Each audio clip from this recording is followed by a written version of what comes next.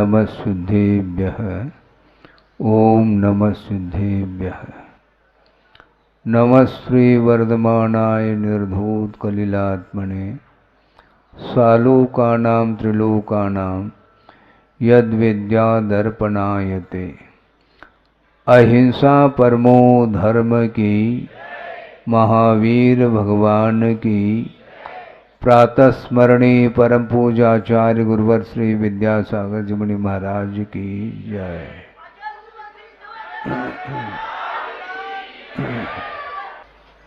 बिना किसी भूमिका के एक प्रसंग आपके सामने रख रहा हूं कि प्रजा का पालन राजा के द्वारा हुआ करता है और परिवार का पालन पोषण माता पिताओं के द्वारा हुआ करता है। लेकिन संसार का स्वरूप कुछ अलग ही देखने को मिलता है कि एक राजा के मन में एक भाव आया कि बहुत बड़ा शहर है और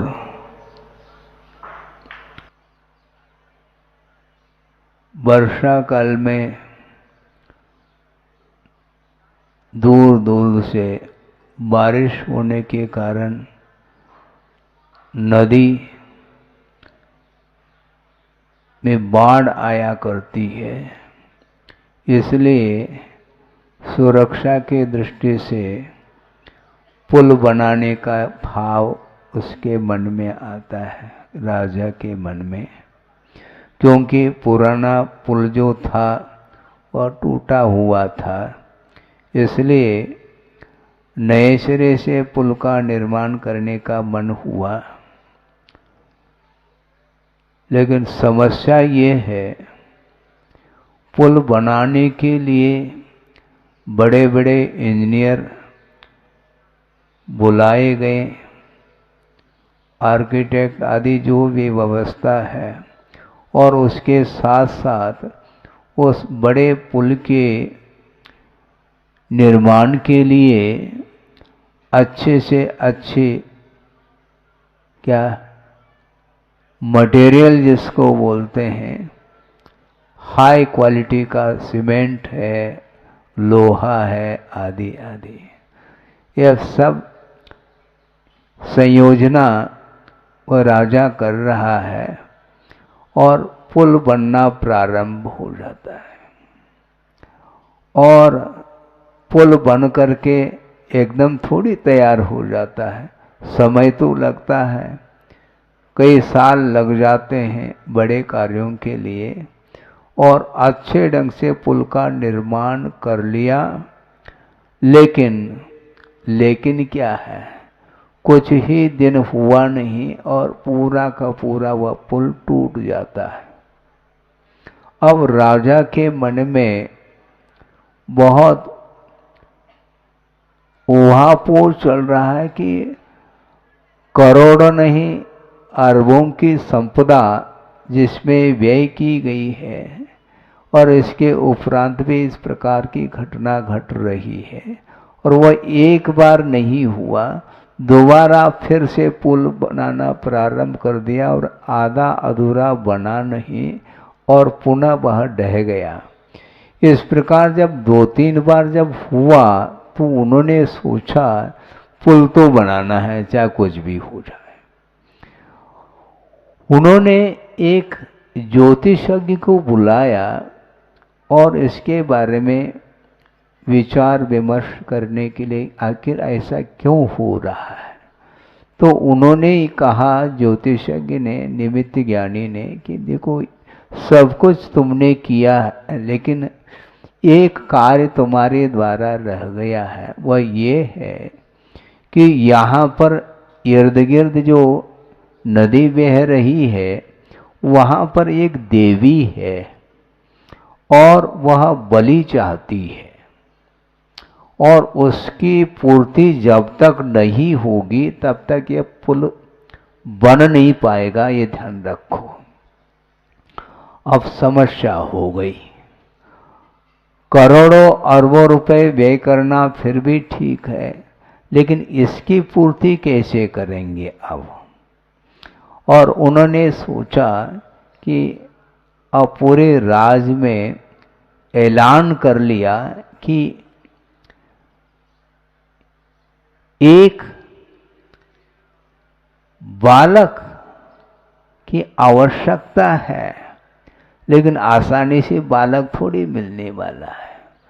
तो उन्होंने एक स्कीम मन में, और उन्होंने ये सोचा कि इसके लिए बालक को लेना है। कौन सा परिवार तैयार हो पाएगा?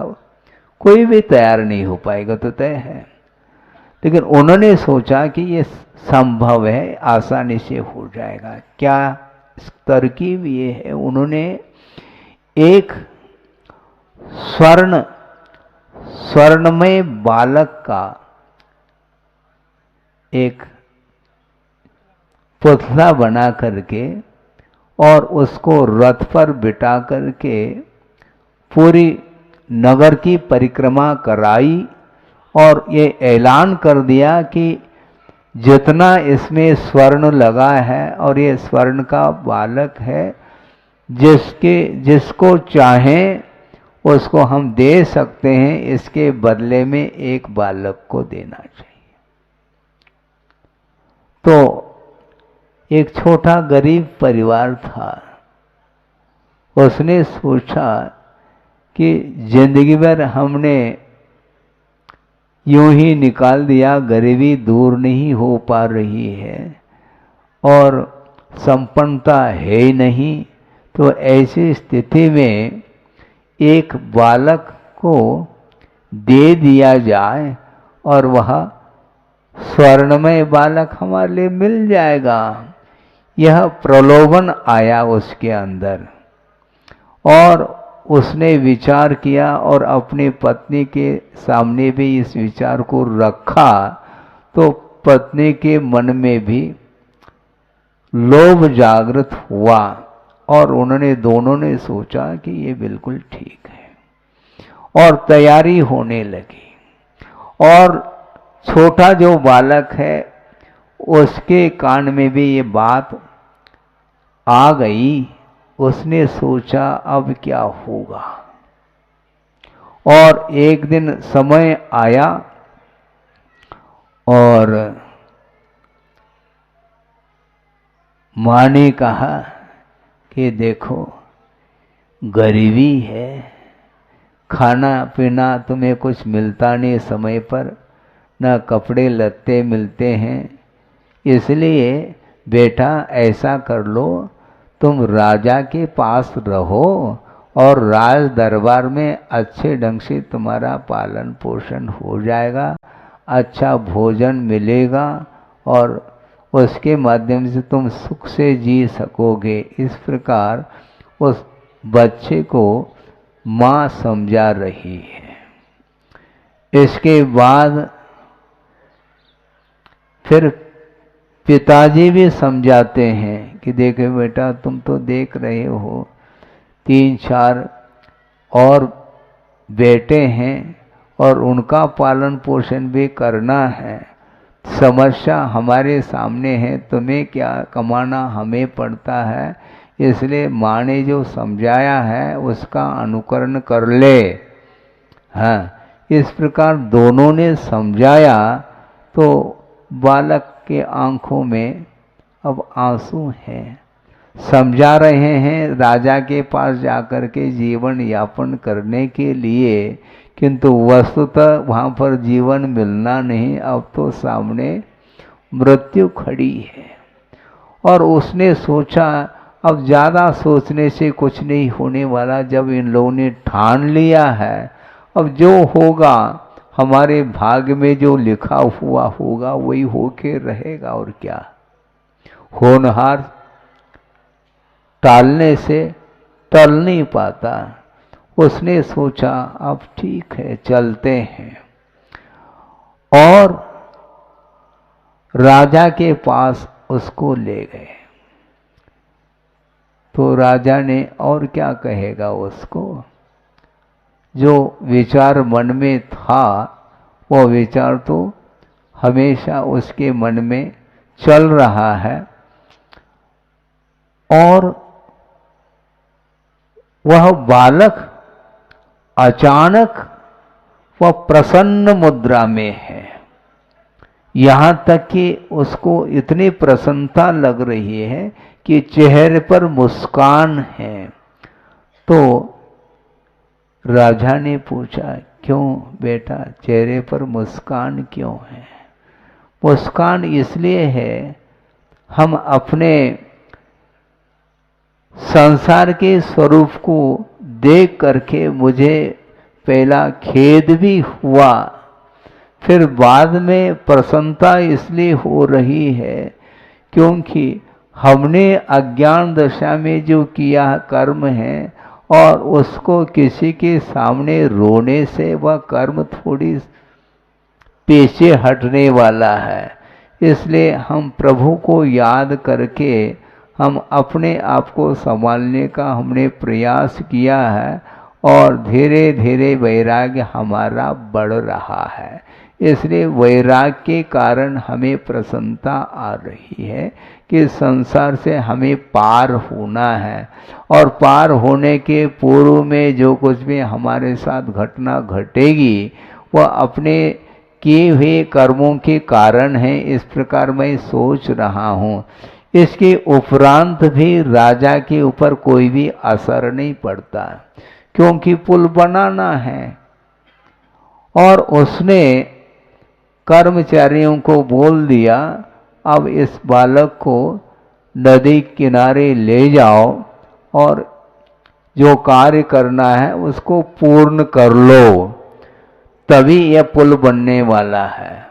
तो सारे सारे उसको रथ में बिठा करके और अच्छे जो है वस्त्र आदि पहनाए गए हैं, और उसको नगर परिक्रमा करके और नदी के पास ले गए हैं, और बलि चढ़ाने का अवसर मुहूर्त के अनुरूप वह अवसर आया है, समय आया है।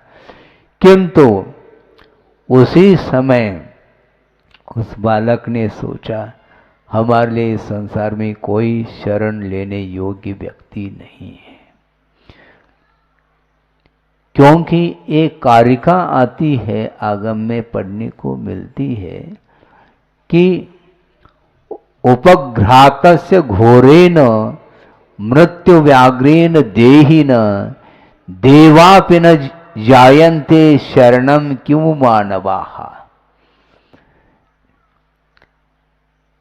उपघ्रातस्य घोरेण मृत्यु व्याघ्रेण देहिन, मृत्यु रूपी व्याघ्र जो भयंकर रूप लेकर के आया है, उसके द्वारा जो कवलित हुआ है, उसके लिए जब देव ही शरण नहीं है तो मानव के शरण लेने से क्या प्रयोजन है? कौन मुझे बचाने वाला है? बचा नहीं सकता। इस प्रकार अटूट श्रद्धान हो गया है और वहां पर पहुंच गया है, और ऐसा वातावरण हो जाता है, आपको देख करके आश्चर्य लगेगा, और आकाशवाणी हो जाती है, और एक देवता प्रसन्न हो जाते हैं, और उन्होंने कहा, क्या कहा? राजन अब निश्चिंत रहो, तुम्हारा पुल बन करके रहेगा, कोई व्यवधान नहीं होगा, क्योंकि अब बलि की कोई आवश्यकता नहीं है। और तुरंत राजा को ऐसा लगा कि देखो, इस बालक ने ऐसी कौन सी जादू कर ली कि देवता प्रसन्न हो गए और उनके लिए बलि की कोई आवश्यकता नहीं पड़ी। तो राजा के आंखों में भी आंसू निकलने लगे और वह सोचता है बेटा अब कोई चिंता नहीं करो। और इतने में जब परिवार लोगों को भी मालूम पड़ा तो परिवार लोग भी आ गए वहाँ पर बालक के पास और उसको उठाने का प्रयास कर रहे हैं। और सब माता और पिता रो रहे हैं कि बेटा अब नहीं जाना हमें छोड़ करके। तो बेटा क्या कहता है, कौन छोड़ करके जा रहा, और मैं छोड़ करके भी चला भी जाऊं तो मेरे साथ आने वाला कौन है। क्योंकि स्वार्थी दुनिया है, पूरा संसारी स्वार्थमय है। जिस समय स्वर्ण के प्रलोभन में आकर के माता पिता बालक की उन्होंने चिंता नहीं करी, अब जैसे हमारा जीवन सुरक्षित होने को है और मालूम पड़ गया तो अब दोनों आकर के विनती कर रहे हैं हाथ जोड़ करके बालक के सामने, अब चल बेटा। वो कहता बेटा बेटा अब नहीं जाएगा, न तुम्हारा बेटा है न कोई और है। समझ में आ गया। हाँ, छोटा सा बिना भूमिका के हमने आपके सामने प्रसंग रखा है, किंतु संसार का स्वरूप देखो, विचार करो, और वह पुल निराबाद रूप से वह पुल बन करके खड़ा हो जाता है। लेकिन बालक वापिस नहीं गया। क्यों? वापिस जा करके करूं क्या? क्योंकि मेरे लिए कोई शरण नहीं दुनिया में, एकमात्र प्रभु शरण है। और प्रभु के चरणों में मैं आया हूँ, उनको अपने जीवन में अपने हृदय में बिठाऊंगा और मुझे संसार से पार होना है। इस प्रकार माता पिताओं के माध्यम से मेरा कोई निर्वाह होने वाला नहीं है। केवल 4 दिन के लिए माता पिता रहते हैं और वो भी अपने स्वार्थ को शुद्ध करने के लिए संतान का पालन पोषण करते हैं। और उनके दिमाग में हमेशा बात बनी रहती है, जब मैं वृद्ध हो जाऊंगा तो बेटा मेरे लिए मुख में पानी डालेगा, मेरी सेवा करेगा, वैयावृत्ति करेगा। इस प्रकार भाव को लेकर के वह पालन पोषण करते रहते हैं। निस्वार्थ भाव के साथ परिवार का विकास हो, धार्मिक संस्कार आए, इस प्रकार के उद्देश्य को लेकर के बहुत विरल ही लोग होते हैं जो संतान का पालन पोषण करते हैं।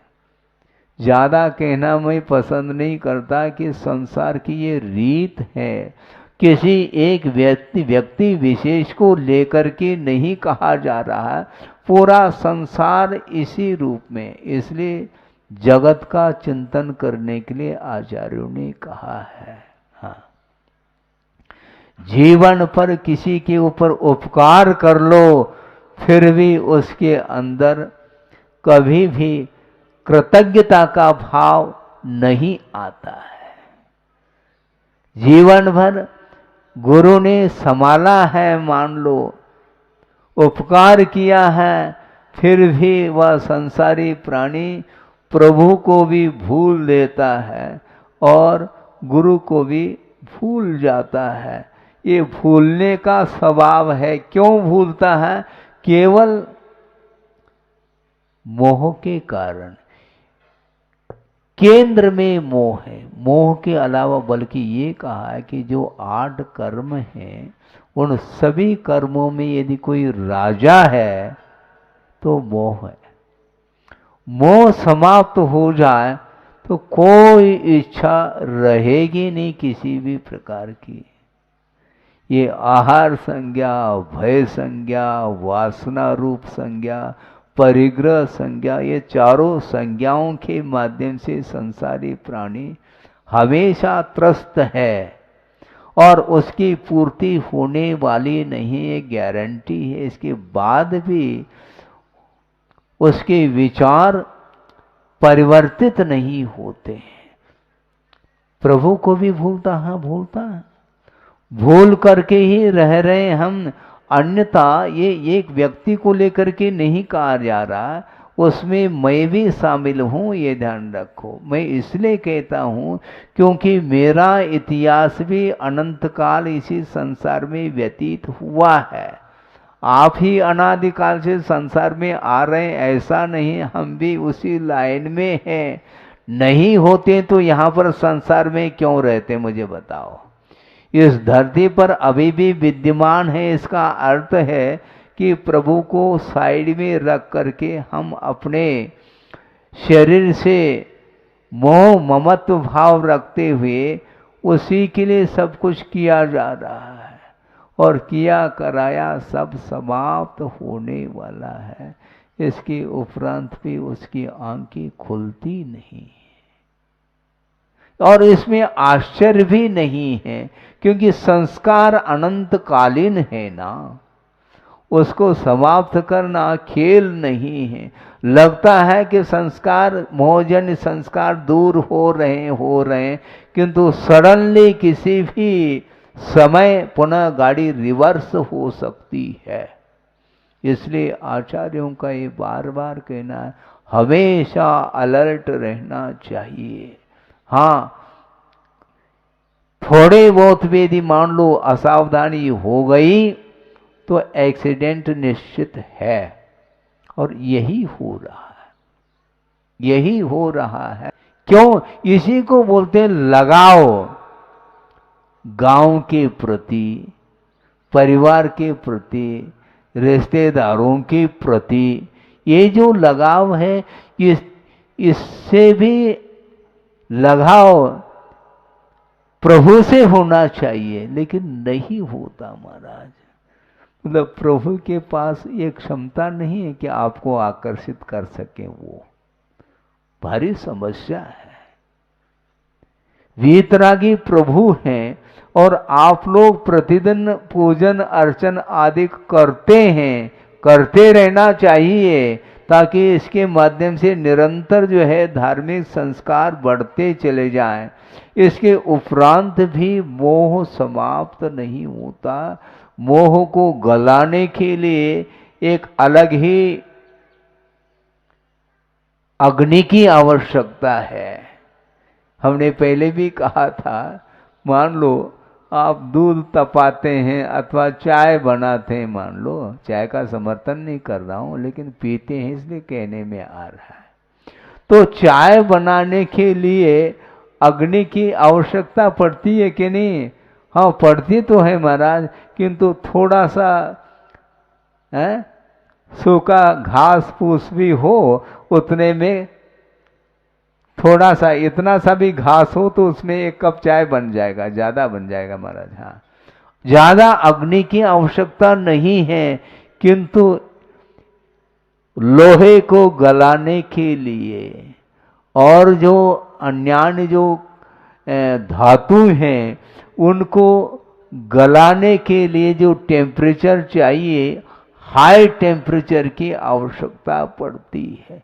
तब कहीं जा करके वह लोह आदि तत्व गल जाते हैं, उसमें वह तरल रूप ले लेता है, और तरल रूप लेने के उपरांत उसके माध्यम से अनेक प्रकार के आभरण आदि या और भी जो ढाल करके बना लेते हैं। मान लो प्रतिमा बनाना है तो भी उसको धातु को ढालते हैं, गलाते हैं, फिर बाद में ढालते हैं। तो उसी प्रकार मोह को गलाने के लिए सामान्य आप कोई भी अपना विधान आदि कर लो, उतने में हमारा काम हो जाएगा, थोड़े में ज्यादा बृहद करने की क्या आवश्यकता है, थोड़े में हो जाएगा हमारा काम। ऐसा थोड़ी बना, चाय बनाना है क्या तुम्हें? कर्मों को गलाना है, संसार का विच्छेद करने के लिए जो बहुत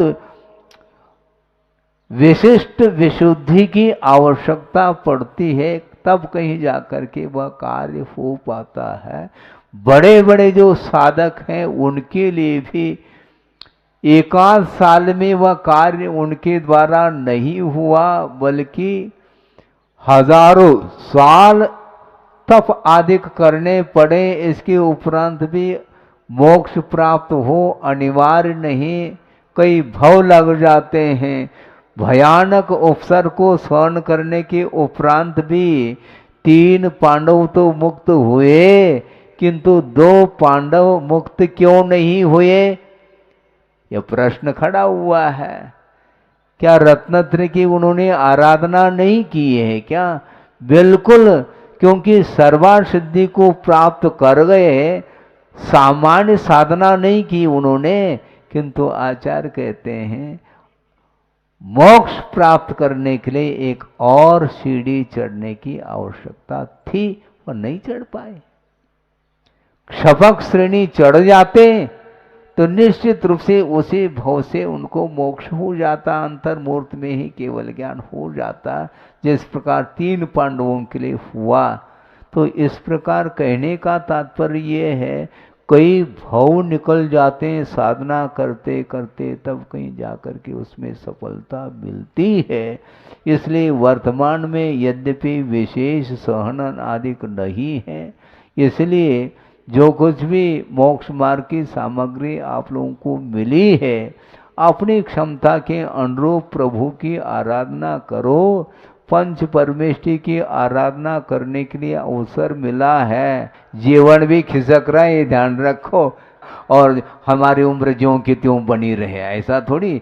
प्रतिपल जीवन भी खिसक रहा है। तो इसलिए हमारा इतना ही कहना है कि आप लोगों के लिए ये मनुष्य जीवन जो मिला है, ये पंच परमेष्टि की आराधना करने के लिए ये मनुष्य पर्याय, और उसमें भी जैन कुल मिला है। ये सबसे दुर्लभ वस्तु तो ये है। और एक एक दुर्लभता को, जो दुर्लभतम वस्तु हैं, उनको प्राप्त करने के बाद भी संसारी प्राणी की गति रिवर्स होती है। पीछे मुड़ करके देखता है संसारी प्राणी, अरे ये क्या है, कौन समझाए? कोई समझाने बुझाने वाला कोई है ही नहीं। अब तो आचार्य कहते हैं अपने आप को समझाओ, दूसरे को समझाना कम करो, क्योंकि मात्र समझाने से काम चलने वाला नहीं है, क्योंकि होनहार भी कोई वस्तु होती है। इसी को कहते हैं आचार्य उपादान कारण सदृशम कार्यम। अपने उपादान के अनुरूप ही कार्य होता है। भले ही उस कार्य को संपादित करने के लिए आलम्बन के रूप में, निमित्त के रूप में किसी को भी आप ले लें, अलग वस्तु, पंच परमेष्टि का आधार लिया जाता है। किंतु पेपर तो आप ही को लिखना है, वो लिख करके नहीं देंगे, ध्यान रखो, बहुत स्टिक है ये पेपर। इसमें नकल नहीं कर पाओगे। सब कुछ नकल कर सकते हैं, किंतु भावों का नकल करना खेल नहीं। हाँ, एक दूसरे का नकल करने के लिए बहुत होशियार है संसारी प्राणी, किंतु भावों का नकल करो, उसके माध्यम से नंबर मिलने वाले हैं। केवल चाल ढाल, बोल चाल इत्यादि के माध्यम से एक दूसरे का नकल करके हम दूसरे को प्रभावित करना चाहते हैं, तो इसके माध्यम से संसारी प्राणी प्रभावित नहीं होने वाला है, क्योंकि हम स्वयं ही प्रभु से प्रभावित नहीं हुए हैं, हम स्वयं ही गुरु से प्रभावित नहीं हुए हैं पूरी तरह से। तो दूसरे के ऊपर हम क्या प्रभाव डालने का प्रयास करें, संभव नहीं है। इसलिए इसका अंत नहीं, आगम बहुत लंबा चौड़ा है, श्रुत का पार नहीं है। इसलिए थोड़ा सा जीवन बचा है, थोड़ा कालम थो कह रहे हैं, बहुत अल्पकाल बचा है उसमें, और अपनी मति भी ठीक नहीं है। अपनी बुद्धि को समीचीन बनाने का पुरुषार्थ करो, और उसके माध्यम से अपने जीवन को उन्नत बनाना चाहिए। तो उस समय राजा को बात समझ में आ गई, वस्तुतः हम स्वयं स्वार्थी ठहरे, क्योंकि राजा प्रजा का पालन करने वाला होता है। तो ऐसी स्थिति में वह इस चक्कर में क्यों आया? वो बलि देने के चक्कर में जब उस बालक का तीव्र पुण्य का उदय आया तो उसके चरणों में नतमस्तक हुआ राजा, और माता पिता भी हो गए नतमस्तक।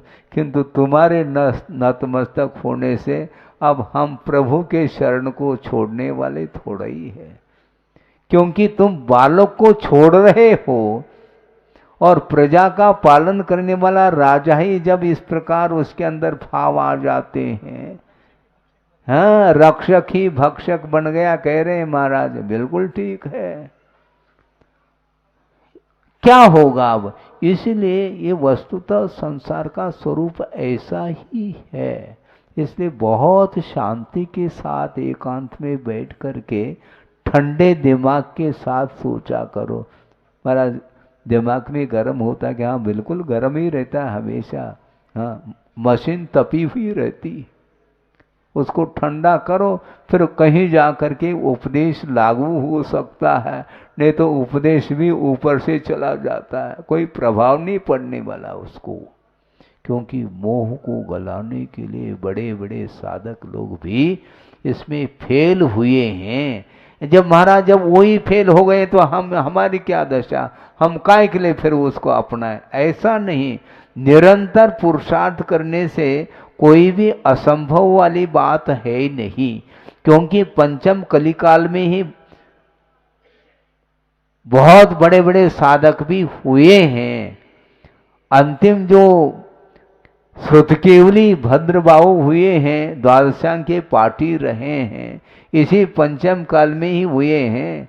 उसके बाद कुंद कुंद जैसे महान आचार्य और हुए हैं, और होते ही चले जा रहे हैं। और वर्तमान में अपने गुरुदेव अपने इसलिए कह रहा हूँ क्योंकि उन्होंने जो उपकार किया है उसको इसी भव में भूलेंगे तो अनर्थ हो जाएगा। इसका अर्थ ये नहीं कि अगले भव में भूल जाए, भूलने की बात नहीं। जब तक वह मोक्ष प्राप्त न हो तब तक हम गुरु को भूल नहीं सकेंगे। दुनिया भूल जाए हमें परवाह नहीं, किंतु मुझे तो नहीं भूलना है, क्योंकि संसार रूपी समुद्र से पार कराने वाले वही एक हैं। पुल भी संसार समुद्र से पार होने के लिए साधन के रूप में है, किंतु पुल से भी महत्वपूर्ण नाव हुआ करता है, क्योंकि नाव स्वयं भी पार होती है और जो बैठ जाता है उसको भी पार लगाती है। इसी प्रकार गुरुदेव स्वयं चलते हैं, स्वयं भव समुद्र से पार होते रहते हैं, और जो होना चाहता है उसके लिए भी हस्तावलंबन देते हैं। इस प्रकार गुरु को जब कभी भी मैं स्मरण करता हूँ कि कंठ अवरुद्ध होने को होता है, होगा, क्योंकि उन्होंने कल्याण कर लिया हम लोगों का और वो चले गए। अब भविष्य में हम लोगों का कल्याण किसके थ्रू होगा? तो आचार्य कहते हैं घबराओ नहीं, क्योंकि देव गुरु शास्त्र का आलम्बन चाहे प्रत्यक्ष में ले हो चाहे परोक्ष में ले हो, हाँ, उनका बार बार कहना है गुरु की उपस्थिति में जो साधना की जाती है वह सरल है, किंतु परोक्ष में भी गुरु सामने हैं। इस प्रकार गाढ़ श्रद्धा के साथ गुरु को और प्रभु को हृदय में बैठा करके जो साधना करता है उसकी साधना बहुत ऊंची साधना मानी जाएगी, क्योंकि सामने प्रभु भी नहीं और गुरु भी नहीं। किंतु आचार्य कहते हैं गुरु कहीं जाते नहीं, न प्रभु कहीं जाते हैं, इसी लोक में ही विद्यमान रहते हैं, और अनंत सिद्ध परमेष्ठी इसी लोक में ही विराजमान है। वो अलौकाकाश में थोड़ी पहुँचे, वो जा भी नहीं सकते। तो ऐसी स्थिति में इसी लोक में वो विद्यमान हैं, कहीं भी रहें, किंतु हम उनका नामस्मरण यदि मान लो पवित्र परिणाम के साथ करते हैं तो निश्चित रूप से हमारा भी कल्याण होगा। हो इस पवित्र भावना के साथ। अहिंसा परमो धर्म की जय।